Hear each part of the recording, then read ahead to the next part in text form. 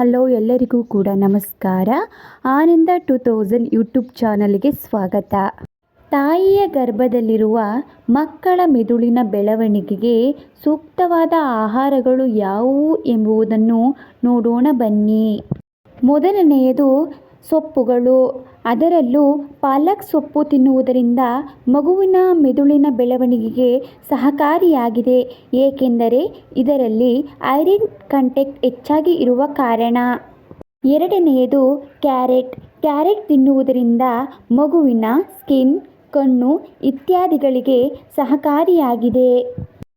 ಮೂರನೆಯದು ಬಾಳೆಹಣ್ಣು.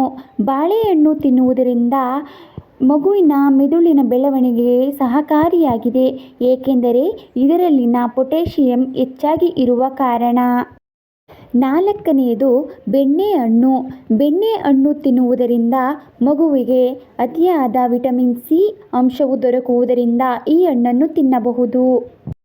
ಐದನೆಯದಾಗಿ dry fruits. Dry ಫ್ರೂಟ್ಸ್ಗಳನ್ನು ತಿನ್ನುವುದರಿಂದ ಇದರಲ್ಲಿ ಮೆಗ್ನೀಷಿಯಂ, ಐರನ್ ಕಂಟೆಂಟ್ ಅತಿ ಹೆಚ್ಚಾಗಿ ದೊರಕುವುದರಿಂದ ಡ್ರೈ ಫ್ರೂಟ್ಸನ್ನು ತಿನ್ನಬಹುದು. ಆರನೆಯದಾಗಿ ಕಲ್ಲುಪ್ಪು. ಕಲ್ಲುಪ್ಪನ್ನು ಸ್ವಲ್ಪ ಮಟ್ಟಿಗೆ ತಿನ್ನುವುದರಿಂದ ಅಯೋಡಿನ್ ಅಂಶವು ದೊರಕುತ್ತದೆ. ಏಳನೆಯದಾಗಿ ಮೊಟ್ಟೆ. ಮೊಟ್ಟೆಯಲ್ಲೂ ಬಿಳಿ ಭಾಗವನ್ನು ಮಾತ್ರ ತಾಯಂದಿರು ತಿನ್ನಬೇಕು. ಎಂಟನೆಯದಾಗಿ ಹಾಲು, ಮೊಸರು. ಇದರಿಂದಲೂ ಕೂಡ ನಮ್ಮ ಮಗುವಿನ ಮೆದುಳಿನ ಬೆಳವಣಿಗೆಗೆ ಸಹಕಾರಿಯಾಗಿದೆ. ಒಂಬತ್ತನೆಯದು ಚಿಕನ್. ಚಿಕನ್ ತಿನ್ನುವುದರಿಂದಲೂ ಕೂಡ ನಮ್ಮ ಮಗುವಿನ ಮೆದುಳಿನ ಬೆಳವಣಿಗೆಗೆ ಸಹಕಾರಿಯಾಗಿದೆ.